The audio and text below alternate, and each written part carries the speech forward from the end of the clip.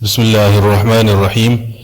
امریکہ کے مشہور کیتھولک پادری فادر ہلیرین ہیگی نے اسلام قبول کر کے امریکہ کے اندر ایک نئی تاریخ رقم کر دی ہے۔ ہلیرین ہیگی نے نہ صرف خود اسلام قبول کیا بلکہ امریکہ کے تمام لوگوں کو اسلام کی دعوت دے ڈالی۔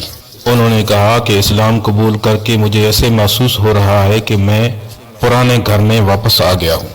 ہلیرین ہیگی کے اسلام قبول کرنے کے بعد امریکہ کے اندر ایک بہت بڑا بحران مچ چکا ہے، کیونکہ وہ کوئی چھوٹے پادری نہیں تھے بلکہ روم اور انطاکیہ کے اندر وہ عیسائیت کی تعلیم دے چکے تھے اور ان کی لکھی کتابیں بڑے بڑے چرچوں میں پڑھائی جاتی ہیں۔